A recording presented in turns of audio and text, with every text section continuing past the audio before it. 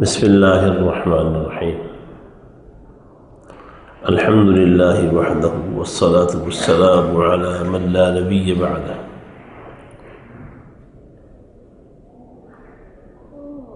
قبلے کی تبدیلی پر یہودیوں کو بہت تکلیف ہو رہی تھی،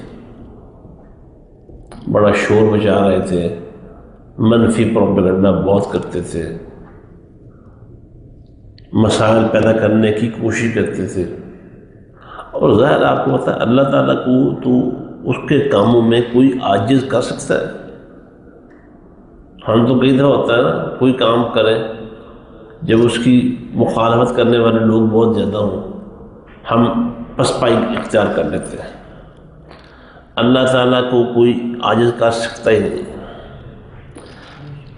وہ شور مچا رہے تھے، اللہ تعالیٰ نے اپنے احکام جاری کیے اور اس اثناء میں ایک بات بتائی مسلمانوں کو۔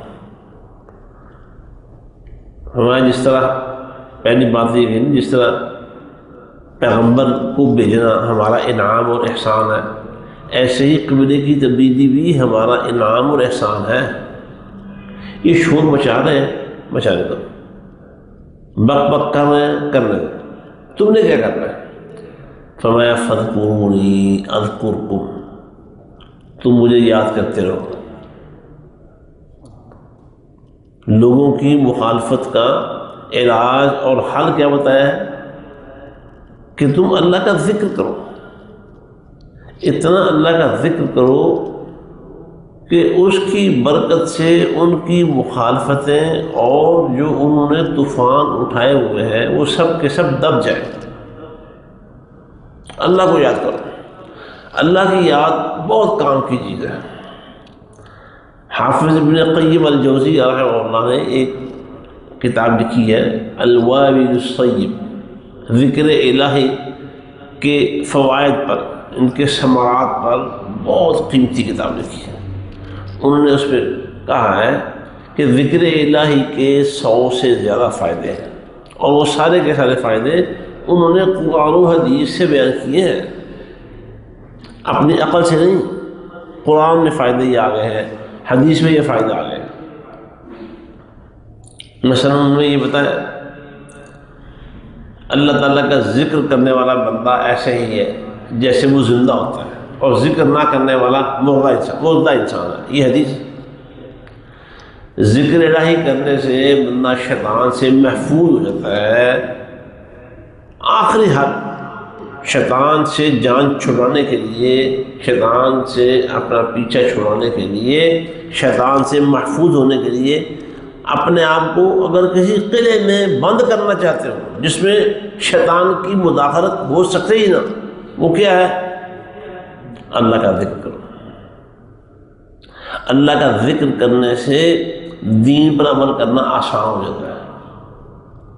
انسان میں ایسی انرجی آ جاتی ہے۔ دیکھیں نا، سارا دن روزہ رکھتے ہیں، اگر انسان کو کوئی کمزوری لاحق ہو جائے، ویکنس ہو جائے روزہ رکھنے کی وجہ سے، اور آپ کو پتہ چلے، کسی کو پتہ چلے، وہ ڈاکٹر سے رابطہ کرتا ہے تو وہ اس کے لیے کوئی انجیکشن دے دے گا یا کوئی گولیاں ٹیبلٹس دے دے گا کہ اس سے تمہارے جسم کی جو توانائی ہے بحال ہو جائے۔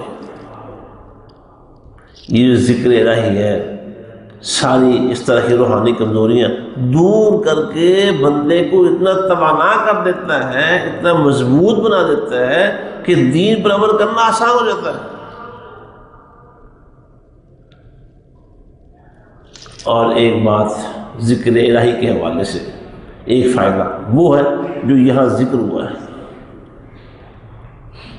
فرمایا فاذکرونی، مجھے یاد کرو، اذکرکم، میں بھی تمہیں یاد کروں گا۔ حافظ ابن قیم رحمہ اللہ یہاں فرماتے ہیں یہ جو ذکر الہی کے اتنے فوائد گنوا رہا ہوں 100 کے قریب، ان میں سے صرف ایک ہی فائدہ ہو، کون سا؟ کہ اس کے بدلے میں، نتیجے میں اللہ اپنے بندے کو یاد کرتا ہے تو کسی اور فائدے کی ضرورت نہیں ہے، کافی ہے۔ اور جب ساری کائنات کا خالق، سارے جہان کا مالک اپنے ہی مخلوق میں سے ایک بندے کو جو اس کو یاد کرتا ہے، اور اللہ بھی اس کو بھی یاد کرنے لگ جائے، اس سے بڑی اس کی خوش نصیبی کیا ہو سکتی ہے؟ صحیح بخاری میں وہ حدیث ہے، اللہ تعالیٰ جب اپنے کسی بندے سے محبت کرتا ہے، دوستی کرتا ہے، تو جبریل امین کو آواز دیتا ہے اور اللہ کہتا ہے اے جبریل میں اپنے فلاں بندے سے محبت کرتا ہوں، تو بھی اس سے محبت کرنے لگا۔ جبریل امین سارے آسمانوں میں منادی کر دیتے ہیں، اور بھئی آسمان والو، اللہ تعالیٰ اپنے فلاں بندے سے محبت کرتا ہے، میں بھی اس سے محبت کرتا ہوں، اب تم بھی اس سے محبت کرنے لگ جاؤ۔ فرشتے پھر اس پر رشک کرتے ہیں، حیران ہوتے ہیں، یار بڑا خوش نصیب آدمی ہے کہ یہ سارے جہانوں کا رب اس بندے سے محبت کر رہا ہے، تو وہ خوش ہوتے ہیں۔ اور پھر جب آسمانوں میں اس بندے کا چرچا اور تذکرہ ہونے لگتا ہے، اس کے اثرات زمین پہ اترنا شروع ہو جاتے ہیں، زمین والوں کے دلوں میں بھی اس کی محبت پیدا ہو جاتی ہے۔ تو یہ جو ذکر الہی کا ایک یہی فائدہ، کون سا؟ کہ ہم اللہ کو یاد کریں گے تو اللہ ہمیں بھی یاد کرے گا۔ اور اللہ تعالیٰ نے ایک حدیث ہے، حدیث قدسی ہے قلب، اس میں یہ ذکر آیا ہے کہ بندے تو مجھے آسانی کے دنوں میں یاد رکھیں۔ کب یاد رکھنا ہے؟ آسانی کے دنوں میں، آسودگی میں، جب مشکلات نہ ہوں۔ تو جب تمہیں مشکلات آئیں گی نا تو میں خود بخود تمہیں یاد رکھوں گا۔ پارے میں آگے جہاد کا ذکر ہوا ہے، پارے کے درمیان میں بھی جہاد اور حج کا ذکر ہوا ہے، پارے کے اخیر میں بھی جا کے جہاد کا ذکر ہوا ہے، درمیان میں عائلی یعنی خاندانی قوانین بیان کیے ہیں، نکاح و طلاق سے متعلق ہے، اور ان سب مسائل میں عام عبادات میں بھی تقویٰ کی بات کہی گئی ہے، اور یہ جو خاندانی مسائل، گھریلو جھگڑے میاں بیوی کے درمیان مسائل پیدا ہو جاتے ہیں، ان کا بہترین حل بتایا ہوا ہے، اور ایسا شافی حل ہے کہ یہ حل دنیا میں کسی کے پاس نہیں ہے، اللہ نے بتایا ہوا۔ اور اللہ کے بتائے ہوئے حل پر عمل کرنے سے ہی بندے کے مسائل کم ہو سکتے ہیں، گھریلو مسائل کم ہو سکتے ہیں۔ اور جب گھروں میں لڑائیاں ہوتی ہیں نا، یہ لڑائیاں اللہ پسند نہیں کرتا، اور یہ لڑائیاں شیطان کرواتا ہے۔